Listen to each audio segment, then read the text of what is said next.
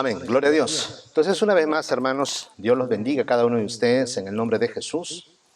Y vamos a abrir nuestras Biblias nuevamente, como les manifesté, en el libro de los Hechos de los Apóstoles. Amén. Hechos de los Apóstoles. Y vamos a leer una porción de la Escritura que se encuentra en el capítulo 17.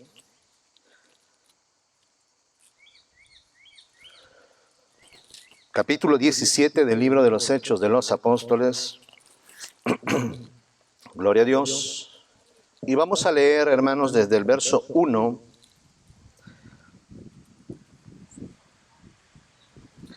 hasta el verso 9. Hechos, capítulo 17, versos del 1 hasta el 9. Gloria a Dios. Dice la palabra del Señor en el nombre de Jesús. Pasando por Anfípolis y Apolonia, llegaron a Tesalónica, donde había una sinagoga de los judíos. Y Pablo, como acostumbraba, fue a ellos, y por 3 días de reposo discutió con ellos, declarando y exponiendo por medio de las Escrituras que era necesario que el Cristo padeciese y resucitase de los muertos, y que Jesús, a quien yo os anuncio, decía él, es el Cristo. Y algunos de ellos creyeron y se juntaron con Pablo y con Silas. Y de los griegos piadosos, gran número, y mujeres nobles no pocas.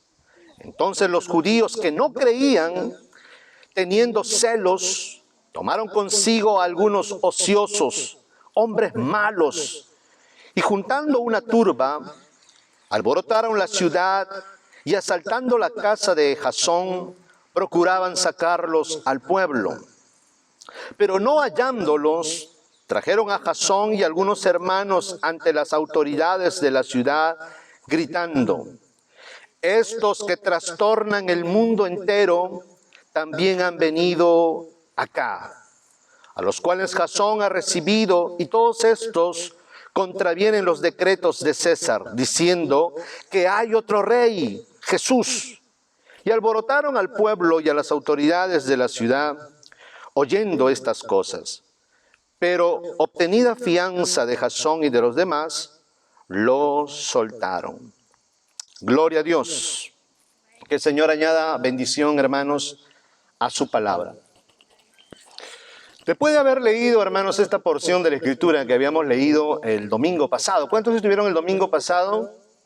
Amén, gloria a Dios. Los que estuvieron saben que hemos leído esta porción de las Escrituras, pero luego nos desviamos un poquito y hablamos de otras cosas, y no hablamos en sí del texto del cual habíamos leído, que es el que también estamos leyendo el día de hoy. Aleluya. Quisiera, hermanos, con cada uno de ustedes, con la ayuda del Señor, que podamos meditar, hermanos, cómo fue que la iglesia, los discípulos del Señor del primer siglo, sobre todo, del primer, segundo siglo, lograron impactar el mundo en el cual ellos vivieron. Quisiera, hermanos, que podamos concentrar nuestra mirada, nuestra atención y nuestro corazón en el verso 6. Leamos nuevamente el verso 6. Y este verso va a ser, hermanos, el centro del pensamiento, del mensaje que hoy el Señor nos quiere transmitir a cada uno de nosotros. Dice el verso 6, pero no hallándolos, trajeron a Jasón y algunos hermanos ante las autoridades de la ciudad, gritando: estos que trastornan el mundo entero, también han venido acá. Una de las cualidades, hermanos, que los discípulos tenían y por la cual eran muy conocidos, de la cual en el texto que hemos leído se menciona a Pablo y a Silas, que habían, hermanos, llegado a Polonia y a Tesalónica, que es el lugar donde acontece esto que acabamos de leer, es que, hermanos, los discípulos, los cristianos, o los de la secta del camino, que eran judíos, que andaban predicando acerca del reino de Dios, y habíamos hablado ya el domingo qué cosa era más o menos el reino de Dios, ¿verdad? Para aquellos que tal vez no sabían o no tenían claramente cuál era el significado del reino de Dios. El mensaje del Evangelio es el mensaje del reino. Y ese mensaje del reino gira alrededor de la persona de Cristo Jesús como el rey de ese reino. Porque no puede haber reino si no hay rey. Y no puede haber rey si no hay reino. Amén. De manera que hay un reino de la cual fue proclamado. Primeramente, hermanos, la proclamación vino por Juan el Bautista. Recuerdan que hablamos el domingo pasado, ese mensaje del cual, hermanos, Juan el Bautista dio al pueblo de Israel en los desiertos de Judea, diciendo, arrepentíos que el reino de los cielos se ha acercado. Luego ese mensaje continuó por nuestro Señor Jesucristo, el Mesías, el Hijo del Dios viviente, el cual era el rey de ese reino. Entonces él, hermanos, también anduvo anunciando, arrepentíos que el reino de los cielos se ha acercado. Y así también, hermanos, los discípulos del Señor, los apóstoles, continuaron con ese mismo mensaje, hablando acerca del reino de Dios. Pero no solamente, hermanos, era una predicación, hermanos, en la cual consistía en la enseñanza, hermanos, y la transmisión de este mensaje, que había un reino que Dios, que procedía de Dios, que procedía del cielo, el cual Dios quería primeramente implantarlo en el corazón de los seres humanos para posteriormente implantarlo literalmente en este mundo. Y había un rey en ese reino, y ese rey se llamaba Jesús de Nazaret, el Cristo, el Mesías, el cual había primeramente venido a este mundo para sufrir, había sido entregado, hermano, en manos de pecadores, los cuales lo habían crucificado, lo habían sentenciado a muerte y fue sepultado, pero que al tercer día resucitó de entre los muertos. Y se presentó, hermanos, a muchos discípulos y a más de 500 hermanos a la vez. Luego, hermanos, de estar un tiempo aquí en la tierra con sus discípulos, enseñándoles acerca del reino de los cielos, fue elevado, fue llevado hasta la misma presencia del Dios Todopoderoso en las alturas. Pero con la promesa que habría de venir nuevamente para establecer ese reino glorioso en esta tierra. Pero que ahora se estaba anunciando en toda la creación, debajo del cielo, a todos los seres humanos, de todo pueblo, de toda lengua y de toda nación, ese mensaje que venía de parte de Dios. Esa buena noticia de parte de Dios para la humanidad, que era que Dios estaba pasando por alto los tiempos de la ignorancia de los hombres y estaba perdonando los pecados a todos aquellos que se arrepintieran y pusieran su fe, su confianza, su esperanza en aquel que murió en la cruz del Calvario, por cuya sangre todos nuestros pecados eran limpiados y por cuya resurrección, hermanos, los seres humanos somos justificados delante de Dios y somos ahora pueblo suyo, somos llamados ahora por la fe en Cristo hijos del Dios viviente. Aleluya. Gloria a Dios. Ese era el mensaje. Y ese mensaje estaba siendo predicado por los discípulos. Y aquí vemos a Pablo y a Silas, dos discípulos del Señor, que estaban, hermanos, realizando una misión, una obra misionera, yendo a todo lugar, a todo pueblo, predicando ese mensaje. Y lo primero que Pablo hacía es que, según su costumbre, dice, primero llegaba a la sinagoga de los judíos, porque en todo lugar en aquel tiempo conocido, hermanos, como los judíos, habían sido esparcidos ya, usted lo sabe, con Nabucodonosor por todas las naciones. Entonces habían sinagogas en todo lugar, donde los judíos se reunían cada día de reposo, cada sábado, para leer las escrituras, para leer la ley de Moisés. Entonces Pablo, como judío que era y como la promesa que Dios había hecho, que el mensaje del evangelio, de la buena noticia de parte de Dios para la humanidad, primero tenía que ser predicada a los judíos, porque ellos eran el pueblo de Dios, ellos eran el pueblo de la promesa, a ellos Dios les había dado, hermanos, un pacto, había hecho con sus antepasados, de manera que Pablo primero llegaba, donde sea que él iba, primero llegaba a las sinagogas. Y fue así como vemos aquí en Tesalónica, dice, y Pablo, como acostumbraba, fue a ellos. Y por 3 días de reposo discutió con ellos, declarando y exponiendo por medio de las escrituras. Miren qué tremendo, esto nos enseña muchas cosas. Cualquier argumento, cualquier doctrina, cualquier, hermanos, exposición en cuanto al reino de Dios se refiere y todo lo que eso significa, tiene que ser respaldado por medio de las Escrituras. Aquí no hay nada que yo soñé, no hay nada que a mí se me ocurrió, aquí nada que Dios, yo vi una visión, no. Tiene que ser respaldado todo mensaje por la palabra de Dios. Alabado sea el nombre del Señor. Aleluya. Pablo, hermanos, había tenido un encuentro con el Señor. Jesús se le había presentado camino a Damasco. Pero él no hace de su experiencia el centro de su mensaje, sino que habla de Jesús y de su muerte y de su resurrección y de que Él es el Mesías, demostrándolo no por su experiencia, que ya es bastante, sino demostrándolo por medio de las Escrituras. A su nombre, gloria. Y aquí podríamos hablar mucho, pero no nos vamos a detener en eso. Gloria a Dios. Y dice, hermanos, que era necesario, él demostraba por medio de las Escrituras que era necesario que el Cristo, el Mesías, padeciese. Porque él, cuando iba a todo lugar, anunciaba a un Mesías y a este crucificado. Dicen, hermanos, que para los griegos esto era una locura y para los judíos, hermanos, esto era como un insulto. Un Mesías, porque un Mesías es un libertador. Un Mesías, hermano, era como lo fue Gedeón, como lo fue Sansón. Imagínense ahora que usted presente a un Mesías, a un libertador, aquel que te va a libertar, pero crucificado, condenado a muerte como un criminal. Entonces esto, hermanos, no entraba en la mente y en la cabeza de los judíos, y para los griegos esto era una locura, peor aún. ¿Cómo alguien que ha sido sentenciado a muerte como criminal y muerto y clavado en una cruz puede ser mi salvador? Como alguien que no pudo, como los mismos líderes religiosos, hermanos, le dijeron al Señor mientras estaba en la cruz: si en verdad eres el Hijo de Dios, sálvate a ti mismo y sálvanos a nosotros. Y aún los ladrones le increpaban lo mismo. Meneaban la cabeza y decían: a otro salvó y a sí mismo no puede salvarse. Entonces, ¿cómo era posible, hermanos, que alguien que había muerto crucificado pueda ser mi salvador, pueda ser mi redentor? Eso no entraba en la mente ni de los griegos ni de los judíos. Por eso era algo que tenía que creerse por la fe. A su nombre, gloria. Y Pablo decía que no solamente el Cristo tenía que padecer, sino que al tercer día tenía que resucitar de entre los muertos. Y Dios lo había hecho Señor y Mesías, como también lo dijo el apóstol Pedro.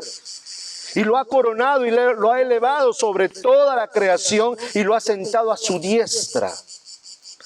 Entonces, hermanos, dice: y Jesús, a quien yo os anuncio, Yeshua, a quien yo os anuncio, Isos, a quien yo os anuncio, decía él, es el Cristo, es el Mesías.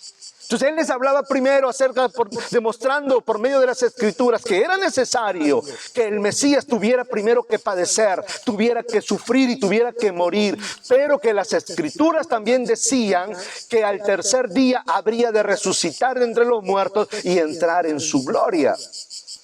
Entonces tanto los judíos como los gentiles, los griegos prosélitos que estaban en la sinagoga, que se reunían, que eran piadosos y se reunían a oír la ley de Moisés, a oír los profetas dada por los rabinos en las sinagogas, cuando oyeron esto, Pablo les dice: y este Jesús a quien yo os anuncio, Él es el Mesías.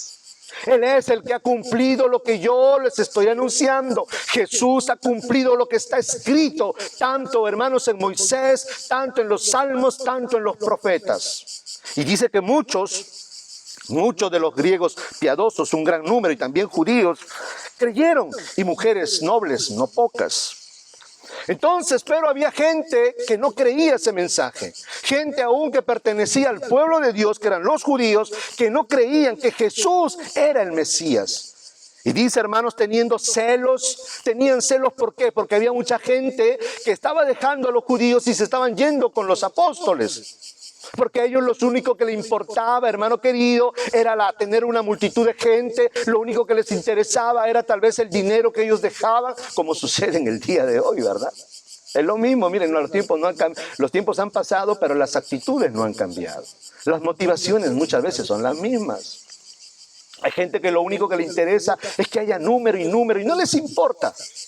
Entonces tenían celos de Pablo, tenían celos de Sila, porque los que formaban parte de su sinagoga, los que venían a su sinagoga, ahora se estaban yendo con ellos. Entonces, ¿qué hicieron, hermanos? Dice que ellos tomaron consigo algunos ociosos hombres malos, hijos de Belial. Y juntando una turba, alborotaron la ciudad y asaltando la casa de Jasón. Era este varón que había hospedado a Pablo y a Silas en su casa. Y procuraban sacarlos al pueblo para ser juzgados y ser sentenciados o apedreados como herejes. Pero no hallándolos, trajeron a Jasón y algunos hermanos ante las autoridades de la ciudad, gritando: estos que trastornan el mundo entero. Oiga, ¿cuál era el grito de esta gente malvada, de estos hijos de Belial? Estos que trastornan el mundo entero también han venido acá. Una de las cosas que caracterizó la iglesia del primer siglo, una de las cosas que caracterizó la vida de los primeros cristianos, es que ellos trastornaron el mundo del tiempo en el cual ellos vivieron. ¿Y qué quiere decir eso? Bueno, mire, vamos a ver cómo lo traducen otras versiones. Amén, a su nombre gloria. Dice una versión, la Biblia lenguaje sencillo del 95, mire cómo dice: gritando, esos hombres que han revolucionado todo el mundo han llegado también hasta aquí. La iglesia del principio, la iglesia del Señor, la iglesia apostólica trastornó, transformó, revolucionó el mundo en el cual ellos vivieron. Donde la iglesia estaba y donde los discípulos del Señor se encontraban y ellos exponían el mensaje del evangelio, hermanos, la gente, hermanos, que ellos causaban una revolución, pero no una revolución armada con armas en contra del Estado o en contra del imperio o en contra de... No. Ellos causaban revolución, causaban alboroto, trastornaban, hermanos, sus ciudades, trastornaban los pueblos, trastornaban a la gente, pero los trastornaban con el mensaje de salvación, con ese mensaje de esperanza, con ese mensaje, hermano querido, del reino de Dios y con la demostración de la potencia del poder del Espíritu de Dios. En la cual, hermanos, no solamente era un mensaje simplemente hablado, sino que Dios respaldaba el mensaje de los discípulos, el mensaje de los apóstoles, por medio de señales, por medio de prodigios, por medio de milagros. Y la gente quedaba trastornada en ese sentido, pero en el buen sentido de la palabra. Mucha gente, hermanos, hay que entender, hermanos, el contexto en la cual la iglesia primitiva se movía, en la cual tanto Pablo como Silas como Pedro, hermanos, el contexto en la cual ellos les tocó predicar el mensaje del evangelio del reino de Dios. Ese contexto era el mundo de aquel tiempo, hermanos, era un mundo, los habitantes de aquel tiempo, de esas ciudades, hermanos, griegas, romanas, etcétera, etcétera, eran gente que adoraban a otros dioses, tenían ídolos, adoraban a Júpiter, adoraban a Diana, adoraban, hermanos, a Semiramis, adoraban a infinidad de dioses. No como hoy, que tal vez, hermanos, hoy el mundo, el que nos ha tocado vivir a nosotros, es un mundo más materialista, es un mundo tal vez más atea, por así decirlo. Pero en aquellos tiempos no. En aquellos tiempos, hermanos, habían ídolos por doquier, como cuando usted lo va a ver en el mismo capítulo 17, libro de los Hechos, cuando Pablo llega a Atenas, otra ciudad griega, y cómo ve la ciudad entregada, hermanos, a la idolatría. Y en la cual, hermanos, el espíritu de Pablo se enardeció al ver cómo la ciudad estaba entregada a la adoración de ídolos, de imágenes. Ese era el contexto de aquellos tiempos. Hoy nosotros no vemos la gente rindiendo culto ahí a los ídolos por ahí, por las plazas, adorándole, ofreciéndole sacrificio. No vemos eso ya. Ellos se enfrentaron a un mundo hostil, que si usted hablaba en contra de esos dioses, lo agarraban y lo apedreaban y lo mataban. Y nadie lo salvaba. Ese es el contexto en el cual se movió la iglesia del principio. Y no solamente de los paganos, hermanos, de los gentiles, sino también el rechazo de los propios judíos, como vemos aquí, que sucedió con Pablo y con Silas. Pero estamos viendo, hermanos amados, que como la iglesia, los discípulos del Señor, trastornaron el mundo en aquel tiempo. Y eran conocidos. Estos que trastornan al mundo entero, ahora han venido también acá. ¿Por qué, hermanos, ellos trastornaban el mundo? Porque con su mensaje y con las señales, los prodigios que Dios hacía por medio de ellos, mucha gente abandonaba, no solamente, hermanos, al judaísmo como tal, también, hermanos, abandonaban el culto a los dioses falsos, dejaban, hermanos, esas adoraciones paganas a las cuales ellos realizaban sacrificios y una serie de cosas, de rituales paganos a los cuales habían heredado de sus padres. Hermanos, los cultos paganos, hermanos, se quedaban sin feligreses. ¿Por qué? Porque mucha gente, hermanos, era tocada por el poder de Dios, era transformada por el poder de Dios. Sus vidas eran cambiadas, sus vidas eran transformadas, y ahora adoraban al único Dios verdadero, al Dios todopoderoso, al Dios invisible, creador del cielo y de la tierra. Yahvé de los ejércitos es su nombre. Démosle fuertes palmas al Señor. Aleluya.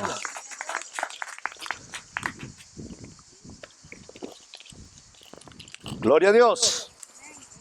Entonces la iglesia, los discípulos del primer siglo, trastornaron el mundo en el cual ellos vivieron. Revolucionaron, causaron una revolución. No con un mensaje político, no con un mensaje filosófico, sino con el mensaje de la cruz. Y con el respaldo del poder de Dios, donde el Espíritu de Dios, hermano, confirmaba el mensaje de los discípulos. A su nombre, gloria. Mire cómo dice en otras versiones. Vamos a leer.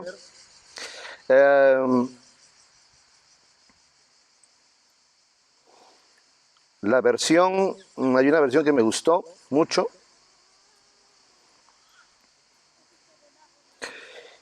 La versión Kadosh, mire cómo dice, escuche. Pero cuando no les encontraron, arrastraron a Jasón y a los otros hermanos ante las autoridades de la ciudad y gritaban: estos hombres, escuche, estos hombres que han virado el mundo al revés. Mientras que la Reina Valera 60 nos dice trastornaron el mundo, estos que andan trastornando el mundo, la Biblia Kadosh nos dice estos hombres que han virado. ¿Saben lo que es virar, verdad? Voltear, girar. Estos que han virado el mundo al revés. Oiga, mire, yo quiero que, si quiere ponerle nombre al mensaje, podríamos ponerle el impacto del evangelio de Cristo por medio de la iglesia en el primer siglo. Estos hombres que han virado el mundo al revés también han venido acá. Para ellos, para los religiosos y para los paganos, los discípulos eran un peligro.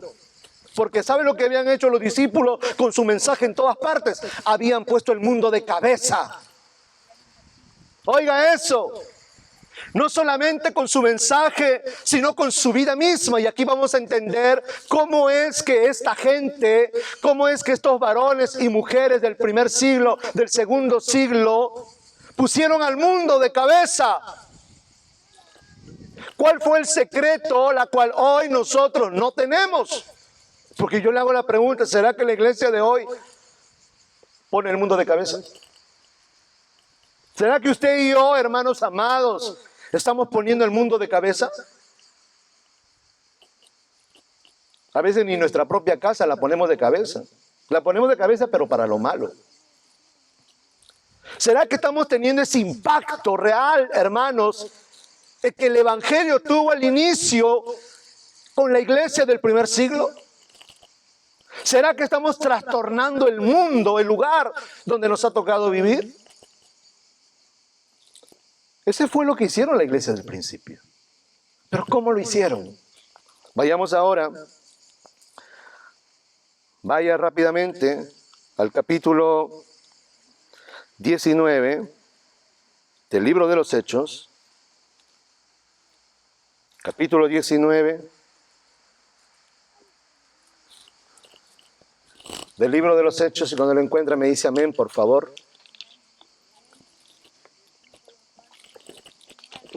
Y si ve que alguien se está durmiendo, dele una sacudida, hermano.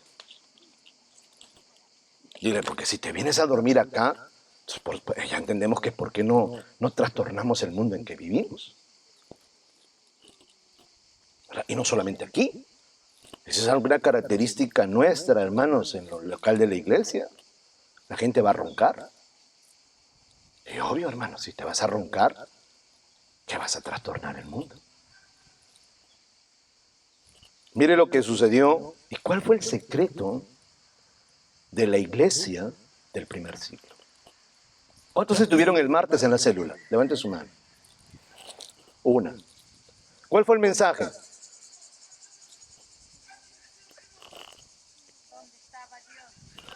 Está bien, sí, pero ahí, falta completar ahí el título del mensaje. ¿Cómo se llamaba el mensaje que nos transmitió nuestro hermano Rodrigo?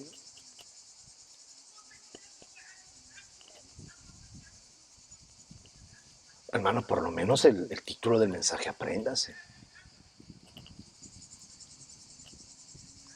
¿Dónde está el Dios de Elías? Eso fue lo que dijo Eliseo. Tomando su manto, golpeó las aguas del río Jordán y dijo, ¿dónde está el Dios de Elías? Ese Dios que hace prodigios, ese Dios que hace milagros, ese Dios que hace descender fuego del cielo. ¿Dónde está? Ese Dios que abre el mar, ese Dios que abre el río en dos, porque ya Elías había hecho cuando pasó con Eliseo, con su manto golpeó las aguas del río y las aguas se separaron. Un Dios sobrenatural. No un Dios muerto, no un Dios de madera, de yeso, sino un Dios vivo, hermanos, que se hace patente y respalda el mensaje de sus hijos, haciendo prodigios, señales y milagros. Entonces, Eliseo había visto los milagros que Dios había hecho por medio de Elías. Entonces cuando Elías fue llevado, hermanos, en un carro de fuego y por caballos de fuego fue llevado al cielo y su manto cayó, recuerde cuál fue el pedido de Eliseo, una doble porción de su espíritu, de Elías. Y cuando cayó su manto y su Señor fue arrebatado de él, ahora él, hermanos, se enfrenta al río Jordán, que tenía que atravesarlo. Y agarra el manto de Elías, lo dobla y golpea el agua del río. Y exclama, ¿dónde está el Dios de Elías? Y por segunda vez golpea y las aguas se abrieron. Aleluya. El Dios de Elías ahora estaba con Eliseo. Porque Dios no hace acepción de personas. Pero hay ciertos requisitos que uno tiene que cumplir para que Dios se manifieste de la misma manera que se había manifestado con Elías, ahora se manifestara con Eliseo. De la misma manera que estuvo con Moisés, ahora estuviera con Josué. Eso es lo que Dios le dijo a Josué, tal como estuve con Moisés, así también estaré contigo. Y si, hermanos, si Moisés hizo que el mar se abriera en dos, Josué hizo que el Jordán se abriera en dos, Josué hizo que las murallas de Jericó se derrumbaran. No él, ¿verdad? Sino Dios por medio de él. A su nombre, gloria. Entonces Dios es el mismo de ayer, hoy y siempre. Y si cuando nosotros leemos tanto los evangelios como el libro de los Hechos, vemos, hermanos, un Dios que no es simplemente una predicación para, por medio del conocimiento, por medio de la filosofía, tratar de convencer a la gente. Es más, el mensaje era muy simple. Un Mesías crucificado. Eso es lo que Pablo decía. Yo cuando llegué a vosotros, le dice, hermanos, a los corintios y aún a los gálatas, no me propuse saber otra cosa en medio de vosotros que a Cristo y a este crucificado. Este es el mensaje. No había hermenéutica, no había, hermanos, homiléptica, no había nada que a veces nosotros hoy usamos y que no está mal, está bueno, pero no le entraban a ese asunto. No había tanto conocimiento, hermanos, ahí de misterios, no había.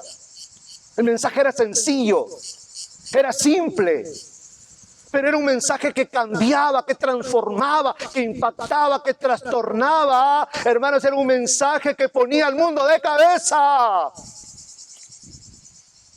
¿Será ese nuestro mensaje? Pero no solamente era un mensaje de palabras. Leamos el capítulo 19. Mire, para que veamos el secreto. Verso 1 en adelante. A su nombre, gloria. Aconteció que entre tanto que Apolos estaba en Corinto, Pablo, después de recorrer las regiones superiores, vino a Éfeso. Pablo estuvo en Atenas, ¿verdad? Pablo, hermanos, estuvo ¿dónde más? Hemos visto, ¿verdad? En Tesalónica, Berea, y ahora había llegado a Éfeso. Y hallando a ciertos discípulos les dijo, ¿recibisteis el Espíritu Santo cuando creísteis? Y ellos dijeron, ni siquiera hemos oído si hay Espíritu Santo. Entonces dijo, ¿en qué pues fuisteis bautizados? Ellos dijeron, en el bautismo de Juan. Dijo Pablo, Juan bautizó con bautismo de arrepentimiento, diciendo al pueblo que creyesen en aquel que vendría después de él, esto es, en Jesús, el Cristo. Cuando oyeron esto, fueron bautizados en el nombre del Señor Jesús. Y habiéndoles impuesto Pablo las manos, vino sobre ellos el Espíritu Santo, y hablaban en lenguas, y profetizaban. Eran por todos unos 12 hombres. Y entrando Pablo en la sinagoga, nuevamente se da cuenta que siempre va a entrar Pablo en la sinagoga. Y entrando Pablo en la sinagoga, habló con denuedo por espacio de 3 meses, discutiendo y persuadiendo acerca del reino de Dios. ¿De qué hablaba Pablo? ¿De qué hablaba Pablo, hermanos? Del reino de Dios. ¿Se da cuenta que el mensaje no ha cambiado? No ha cambiado. El mensaje es acerca del reino de Dios y que el rey de ese reino se llama Jesús de Nazaret, el Mesías. La cual, hermanos, ese reino es la promesa de Dios para nosotros, es nuestra herencia. Venid benditos de mi Padre, heredad del reino preparado para vosotros desde la fundación del mundo. A su nombre, gloria. Verso 9, pero endureciéndose algunos y no creyendo, maldiciendo el camino. ¿Saben cuál es el camino? Así se les conocía tanto a los discípulos como al mensaje que ellos transmitían. A ellos los llamaban, antes de llamarlos cristianos, ¿dónde fue, en qué lugar fue donde los llamaron por primera vez cristianos? Vamos a ver si leen su Biblia. Antes se les llamaba, eran conocidos como los de la secta del camino, porque ellos decían que había un solo camino para llegar a Dios. Había un solo camino para la vida eterna. Había un solo camino para heredar el reino de Dios. Y ese camino se llamaba Cristo Jesús. Jesús el Mesías. Por eso que Jesús dijo, yo soy el camino, la verdad y la vida. ¿En qué lugar los llamaron por primera vez cristianos? ¿Dónde? Roma. ¿Roma? A ver, hermano, ¿dónde lo llamaron por primera vez a los discípulos cristianos? ¿Jerusalén? No sé si están echando ya la sarria. Antioquía. En Antioquía fue donde por primera vez a los discípulos los llamaron cristianos. Antes los llamaban los de la secta del camino o los nazarenos. Bienvenidos, hermanas, que Dios las bendiga. Fue en Antioquía donde por primera vez los llamaron cristianos. A su nombre, gloria.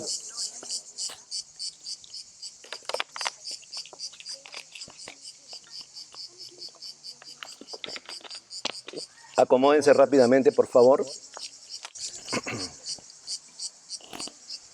Gloria a Dios. Entonces, hermanos, estos que no creían y que habían endurecido su corazón, andaban maldiciendo el camino. O sea, maldecían al Señor prácticamente. Delante de la multitud se apartó Pablo de ellos y separó a los discípulos, o sea, los que habían creído, discutiendo cada día en la escuela de uno llamado Tirano.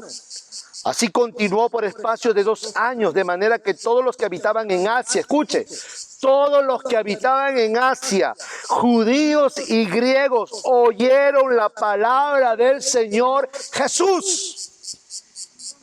Todos los que habitaban en Asia, judíos y griegos. Por eso que Pablo decía, yo lo he llenado todo del mensaje del Evangelio. Pablo ya no sabía dónde predicar. Si hubiera sabido que existía el continente americano, tal vez se hubiera ido para allá. Pero Pablo, hermano, no había un lugar donde él no hubiera predicado el mensaje del Evangelio. Lo había llenado todo el mensaje de la palabra de Dios. Por eso que ellos eran conocidos gente que habían trastornado el mundo, que habían puesto el mundo de cabeza. Pero ¿cómo lograron eso? Vamos a ver. Mire, verso 11. Y hacía Dios, era Dios por si acaso, nunca el hombre. Dios usa a los hombres, pero es Dios quien lo hace. Y hacía Dios milagros extraordinarios. Oiga eso. ¿Dónde está el Dios de Elías? Hermano. ¿Cuántos han hecho esa pregunta? ¿Y dónde está el Dios de Elías? ¿Y dónde está el Dios de Moisés? ¿El Dios de Daniel? ¿Dónde está el Dios de Abraham? Es más, ¿dónde está el Dios de Pedro? ¿El Dios de Pablo? ¿El Dios de Silas? ¿Dónde está? ¿Por qué hoy, hermanos, no vemos lo que Dios hacía por medio de la iglesia en los primeros siglos? ¿Dónde está? ¿Será que el Señor se escondió? ¿Será que el Señor se cansó? ¿O será que es puro cuento lo que leemos? ¿O será que Dios ha cambiado? Como algunos dicen, ¿verdad? El Dios del Antiguo Testamento y el Dios del Nuevo Testamento. No, hermano. Dios es el mismo, Él no cambia. En Él no hay sombra. En Él no hay variación. Él es el mismo de ayer y por los siglos de los siglos. Su poder no ha menguado. Su amor no ha menguado. Su gracia no ha menguado, no ha disminuido. Su poder no ha disminuido, Él es el mismo. Él es el Todopoderoso. ¿Cuántos decimos amén? Pero ¿dónde está? Sí, claro, es fácil decir, hermano, sí, Dios está aquí, y por fe lo creemos, y así es. Pero ¿por qué Dios no se manifiesta?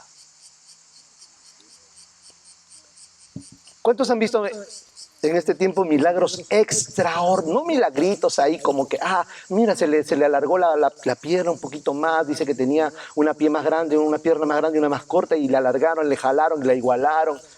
¿Y a quién le consta eso? O gente que se tira al piso y se revuelca y grita. ¿Será que eso es milagro extraordinario? ¿Usted considera eso milagro extraordinario? Lo que pasa hoy en las iglesias. Respondan, hermanos, ¿será que esos serán milagros extraordinarios? La gente que se cae, que se revuelca, que gritan, aullan. ¿Serán esos milagros extraordinarios? ¿Cuántos de nosotros aquí hemos visto milagros extraordinarios? Milagros así, hermanos, como sucedió en los tiempos de los Hechos de los Apóstoles. Un ciego de nacimiento que le hacen ver, a un cojo de nacimiento que lo hacen andar, un leproso que es curado. Y ahora vamos a ver lo que sucede aquí, mira.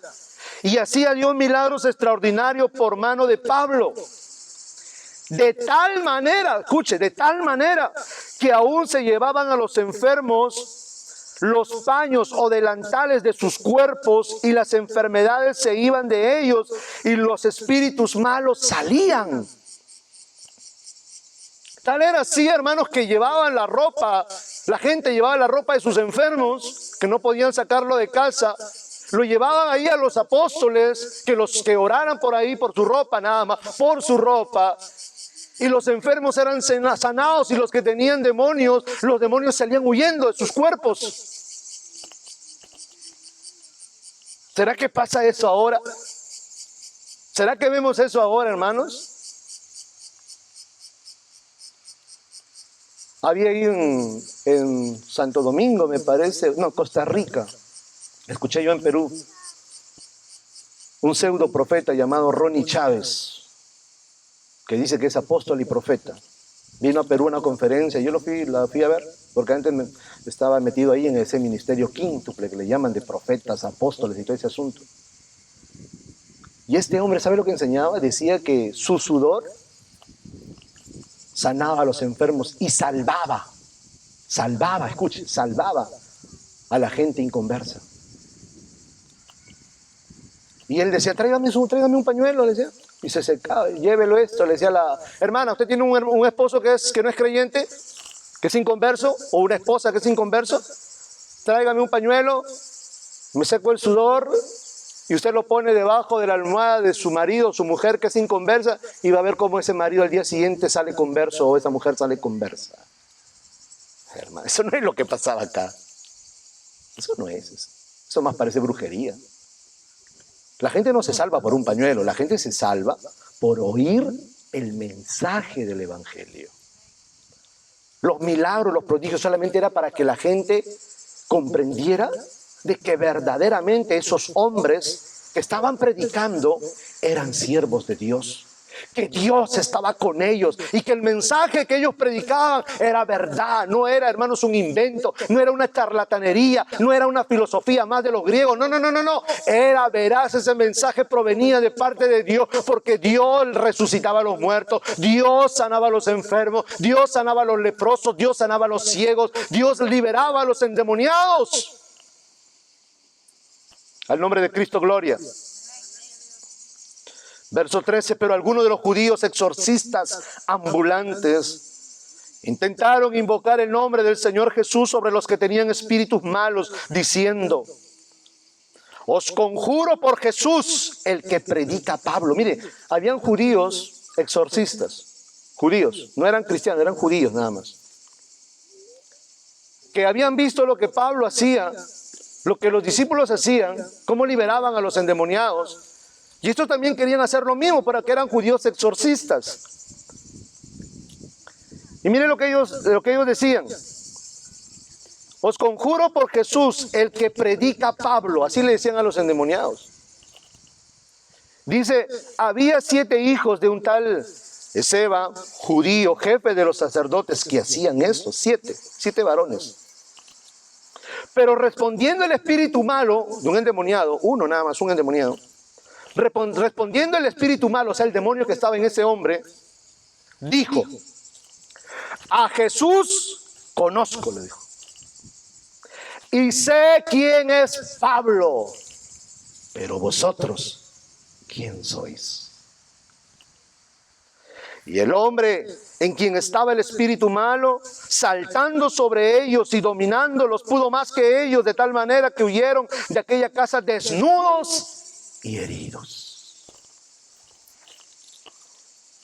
Los demonios sabían quién era Jesús. A Jesús conocemos. Él es el Señor, el Hijo de Dios. Cuando Jesús echaba fuera a los demonios, le decían, sabemos quién eres. Eres el santo de Dios, el Hijo de Dios. Y el Señor le decía, cállense, le decía el Señor Jesús. Los demonios lo conocían. Entonces le responden a estos 7 varones. El demonio le responde, a Jesús conocemos. Y sabemos quién es Pablo. Pero vosotros, ¿quién sois? La pregunta que podríamos hacernos en esta mañana, hermanos amados. ¿Será que en el mundo espiritual somos conocidos? ¿Será que en el cielo nos conocen? ¿Será que en las regiones celestes aquí, en los aires, donde habitan los demonios y espíritus inmundos, nos conocen? A Daniel en el cielo lo conocían. Cuando vino el arcángel Gabriel a darle el mensaje al profeta Daniel, le dijo: Daniel, muy amado. ¿Ah? ¿Será que en el cielo nos conocen? ¿Será que los demonios, los espíritus inmundos, saben quiénes somos?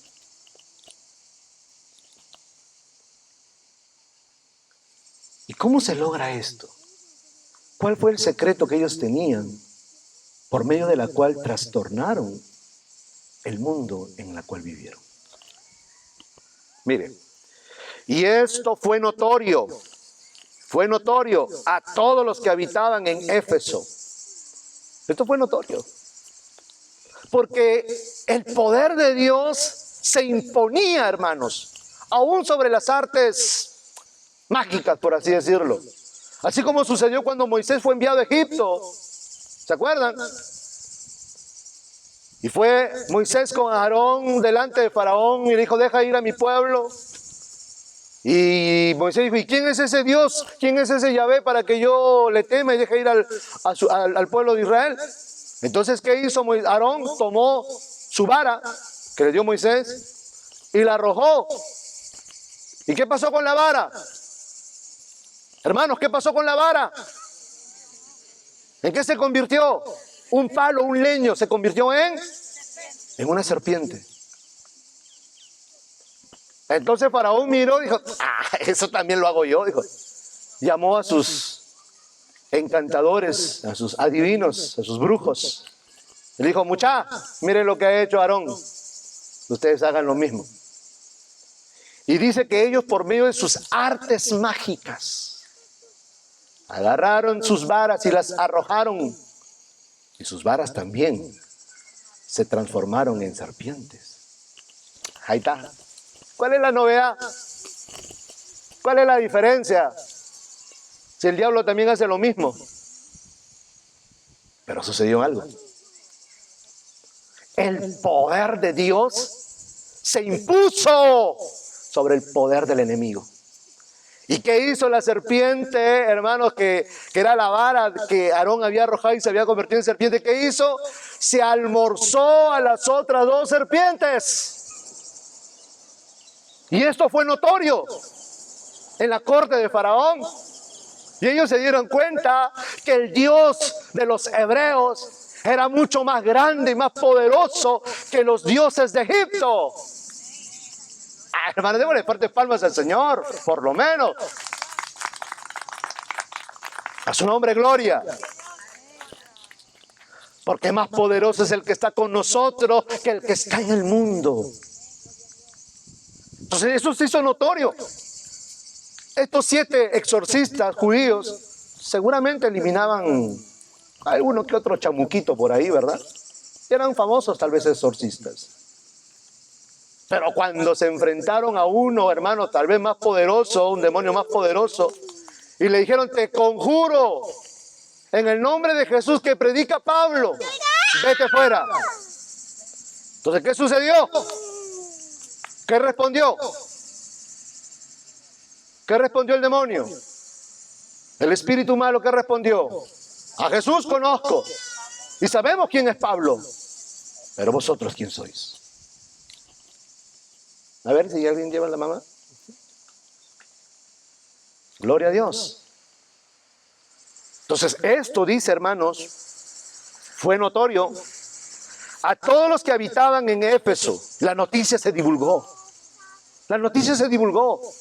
Aún los demonios decían quién era Jesús y quién era Pablo. Y había saltado sobre estos 7 varones y los había, hermanos, sacudido como le dio la gana. Y salieron huyendo desnudos. Y esto se esparció por todo Éfeso. Y mire lo que sucedió. Dice: y esto fue notorio en los que habitaban en Éfeso, así judíos como griegos. Y tuvieron temor todos ellos. Escuche, y era magnificado el nombre del Señor Jesús. El poder de Dios se imponía, hermanos, sobre el poder de los demonios, sobre el poder del diablo. El poder de Dios se imponía sobre las enfermedades, se imponía sobre los perdidos, se imponía sobre los demonios. Y esto era notorio en todo lugar, por eso que trastornaban su mundo en aquel tiempo. Ahora mire, y aquí vamos a entender algo. ¿Cómo es que pasaba eso? ¿Cómo era que Dios respaldaba el mensaje de ellos? ¿Cómo era que Dios, hermanos, estaba con esta iglesia del primer siglo haciendo prodigios, milagros, señales extraordinarios? Verso 18. Prestemos atención, porque ya vamos a terminar, no se preocupe. Y muchos de los que habían creído, diga conmigo, los que habían creído. Ahora pregúntale al que tienes al lado, ¿tú has creído? Dile, ¿has creído? ¿Has creído en el Mesías? ¿Has creído en Jesús que murió por ti, que fue sepultado y que fue resucitado al tercer día? ¿Has creído que Él es el Hijo de Dios? ¿Has creído que Él es tu Redentor? ¿Has creído que Él es el Señor, que Él es el Rey de Reyes y Señor de Señores? ¿Has creído esto? Y muchos de los que habían creído venían confesando y dando cuenta de sus hechos. Muchos de los que habían creído venían confesando y dando cuenta de sus hechos. Asimismo, muchos de los que habían practicado la magia trajeron los libros y los quemaron delante de todos. Y hecha la cuenta de su precio, hallaron que era 50,000 piezas de plata. Verso 20. Así, diga conmigo, así crecía y prevalecía poderosamente en la palabra del Señor. Muchos de los que habían creído venían confesando y dando cuenta de sus hechos. Asimismo, muchos de los que habían practicado la magia trajeron los libros y los quemaron delante de todos. Y hecha la cuenta de su precio, hallaron que era 50,000 piezas de plata. Y dice el escritor, hermanos, Lucas, de los Hechos de los Apóstoles, dice el médico amado, así crecía y prevalecía poderosamente la palabra del Señor. ¿Cómo? Había dos secretos que la iglesia tenía. Para que Dios estuviera en medio de ellos, haciendo señales, prodigios y milagros, y por medio de la cual ellos, con su predicación y con sus vidas, trastornaron su mundo, pusieron su mundo de cabeza. ¿Cómo? Número uno, muchos de los que creían venían confesando y dando cuenta de sus hechos. ¿Qué quiere decir? Que la iglesia del principio, todos aquellos hermanos que se convertían al Señor, que creían en el mensaje del Evangelio, tenían una característica. ¿Cuál era esa característica? Que se abrían. Diga conmigo, se abrían. ¿Se abrían a qué? Se abrían a Dios.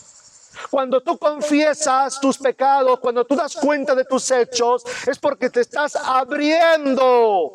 Abres tu corazón y sacas todo lo que hay dentro de ti. Hay una práctica maravillosa que la iglesia del principio tenía. Es que ellos, cuando oían el mensaje del Evangelio y el mensaje del arrepentimiento, que decía arrepentíos, por eso que hay dos cosas, arrepentíos, número uno, y convertíos, y para que vengan de la presencia del Señor tiempos de refrigerio. Arrepentimiento y conversión. Ellos se abrían, primero uno, arrepentimiento, sacaban todo lo que había dentro de ellos, todo lo malo que habían cometido, todos sus hechos degradables, lo confesaban delante de Dios, hermanos, no se guardaban nada, se abrían constantemente a Dios y se exponían tal como ellos eran. Para que sea Dios que los cambiara, para que sea Dios que los transformara, para que sea Dios que sacara todo lo malo de sus corazones. Es algo que hoy la iglesia no hace. La iglesia del siglo XXI, la iglesia, hermanos, en la cual nosotros estamos, no nos abrimos. No nos abrimos. No nos abrimos ante Dios. Andamos con el corazón cerrado. Hacemos cosas ocultas y nos las guardamos. Y creemos que Dios ni enterado está. Por eso que la cristiandad de hoy, hermano, hay mucho cristianismo hipócrita. Y eso se refleja en la vida de cada creyente. ¿Sabe por qué tanta hipocresía? Y cuando la gente nos mira, no trastornamos nuestro mundo, no trastornamos a las personas con las que tenemos contacto, no trastornamos nuestra sociedad, ni transformamos mucho menos nuestras familias. ¿Sabe por qué? Porque cuando ellos nos miran, nos ven y saben que tenemos cosas ocultas dentro de nosotros. Tenemos cosas malas escondidas, malos sentimientos, envidia, celos, odio, rencores. Y cada cosa tenemos escondida dentro de nosotros. ¿Sabe por qué? Porque no nos hemos abierto. Muchos de los que habían creído venían, hermanos, confesando y dando cuenta de sus hechos. Arrepentidos. Eso fue lo que sucedió, hermano querido, que en la predicación del apóstol Juan, del Juan el Bautista. Allí en el desierto, los israelitas salían al desierto de Judea y su mensaje era arrepentidos, arrepentidos. Y usted lee los evangelios y dice que la gente venían confesando sus pecados y se bautizaban, hermanos, arrepentidos para el perdón de sus pecados. ¿Sabe por qué Dios no se muestra en medio nuestro? ¿Sabe por qué Dios nos respalda, hermano, nuestra predicación? Porque tenemos cosas ocultas en nuestros corazones. Tenemos hechos ocultos en nuestra vida que no confesamos, que no nos abrimos delante de Dios y le decimos: Señor, mírame, aquí estoy. Como el salmista decía: Señor, escudriñame y mira aún lo oculto dentro de mi corazón. No nos abrimos. No nos abrimos.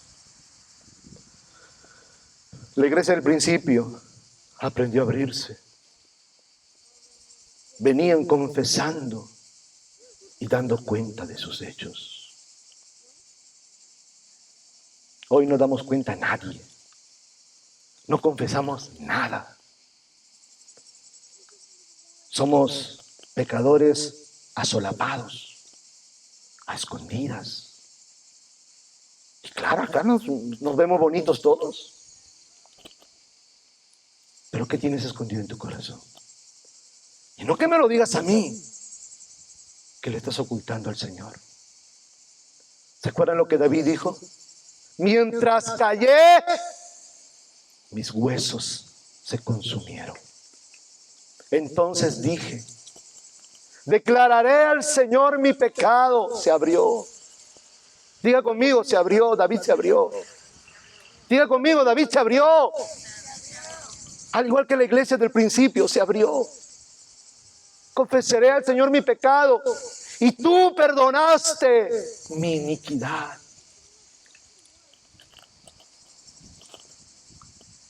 ¿Por qué Dios no se manifiesta como se manifestó en los primeros siglos en medio de su pueblo? Porque la gran mayoría de los que nos decimos ser cristianos tenemos cada cosa escondida en nuestros corazones. No nos abrimos. Estamos cerrados ante Dios. Aparentamos muchas cosas, pero estamos cerrados. Nuestro corazón se ha cerrado ante Dios. No le abrimos nuestro corazón para sacar todas las cosas malas que hay en nuestra vida. Es más, tal vez sacamos algunas cositas, pero otras las dejamos. Nos cuesta deshacernos de muchas cosas, como sucedió con el rey Saúl. Cuando la orden fue, hermanos, que exterminaran completamente a todos los amalecitas. ¿Qué sucedió? ¿Se acuerdan? El pueblo perdonó lo mejor del rebaño. Lo perdonó, lo dejó, no lo mató. Cuando la orden era: destruye todo. No dejes nada. No te guardes nada. Destruye todo. Pero el pueblo, hermano, se guardó. Dijo, no, este está bonito, esta vaca está bonito. Este carnero está... No, ¿cómo lo vamos a matar? No, está lindo. Y lo dejaron, y cuando vino Samuel le dijo, ¿por qué has hecho eso? Y dijo, no, yo he cumplido la palabra del Señor, dijo Saúl. ¿Y qué le dijo Samuel? ¿Así? ¿Has cumplido la palabra de Yahvé? ¿Y qué son esos balidos que escucho? ¿Qué es esa bulla de animales que yo escucho? Vacas que mugen. ¿Qué es eso? No, es que lo que pasa es que el pueblo dejó lo mejor para ofrecer en sacrificio al Señor, dijo Saúl. Por cuanto desobedeciste la palabra del Señor, el reino te será quitado y le será dado a otro. ¿Qué hizo el pueblo? No se abrió. No se abrió completamente. Cumplió la palabra del Señor parcialmente. Igual sucedió cuando la toma de Jericó, el Señor le dijo, destruye todo, Jericó es maldito, es anatema, no toquen nada, no se guarden nada, maten todo lo que hay, destruyan todo lo que hay. ¿Y qué hizo Acán? Miró, hermanos, unos lingotes de oro y un manto babilónico y se lo escondió. Se lo escondió. Pero ¿sabe cuál es lo terrible? Que tarde o temprano todo aquello que nosotros ocultamos saldrá a la luz. Así sucedió con Acán. La Biblia dice que si hoy nosotros no confesamos y no sacamos lo que hay dentro de nosotros, en el día del juicio todas las cosas saldrán a la luz. Por eso es mejor confesar ahora. Por eso es mejor, hermanos, sacar todo de nosotros ahora. Y cuando nosotros sacamos todo y luego hacemos lo siguiente, y muchos de los que practicaban la magia trajeron los libros y los quemaron delante de todos. ¿Qué quiere decir esto? Eran libros de magia, eran libros que costaban, ¿ha visto usted el precio? 50,000 monedas de plata. Era un dineral. ¿Pero por qué los quemaron? Ellos primero se abrieron y sacaron todo, lo expusieron todo delante del Señor. ¿Y saben lo que hicieron luego? Se cerraron. ¿Pero para quién? No para el Señor, para el mundo. Querían deshacerse con todo aquello que los ataba a su vieja vida. Ya no querían que el mundo, la hechicería, la idolatría, las cosas que ellos practicaban se metieran nuevamente, hermanos, a su vida. Por eso que quemaron los libros.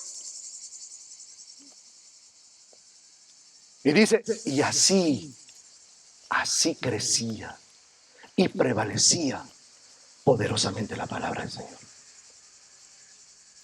Una cosa que tenemos que nosotros aprender si queremos ver la gloria de... ¿Cuántos quieren ver la gloria de Dios? ¿Cuántos queremos ver la gloria de Dios en nuestra vida, en nuestra familia, hermanos? Que podamos nosotros, con nuestro testimonio, con nuestra vida y con nuestra predicación, trastornar el mundo en que nos ha tocado vivir. Poner al mundo de cabeza. ¿Cuántos queremos? Bueno, unos pocos, al menos algo. Pero ¿sabe cómo va a pasar eso? Cuando aprendamos a abrirnos a Dios y cerrarnos al mundo. Los cristianos de ahora hemos hecho lo contrario. Nos hemos cerrado a Dios y nos hemos abierto al mundo. Todo lo que hay en el mundo que entre. Aún lo que había en nuestra vieja vida que entre. Hagamos lo contrario. Abrámonos para Dios y cerrémonos para el mundo. Que nada de lo que hay en el mundo entre en tu corazón. Que nada que te ate a tu vieja vida pecaminosa vuelva a entrar a tu corazón. Destruye todo. Todo que tenga que ver con tu vieja vida, con tu vieja naturaleza. Porque si estás en Cristo, nueva creación eres. Las cosas viejas pasaron, he aquí ahora todas son hechas nuevas. Así crecía y prevalecía poderosamente la palabra del Señor. ¿Queremos trastornar nuestro mundo? ¿Queremos que Dios se haga presente en medio nuestro? No que el pastor tenga que motivarlos y mover psicológicamente sus membranas para que usted llore, para que usted grite. No, esa no. Que sea Dios quien se manifiesta haciendo señales y prodigios y milagros extraordinarios. Entonces, hermanos amados, iglesia del Señor, aprendámonos a abrirnos ante Dios y aprendamos a cerrarnos de las contaminaciones del mundo. Si hacemos esto, veremos que el Dios de Elías, el Dios de Moisés, el Dios de Daniel, el Dios y Padre de nuestro Señor Jesucristo, el Dios de Pablo, el Dios de Pedro, el Dios de Juan, estará también con nosotros. De la misma manera que estuvo con ellos, así también estará con nosotros.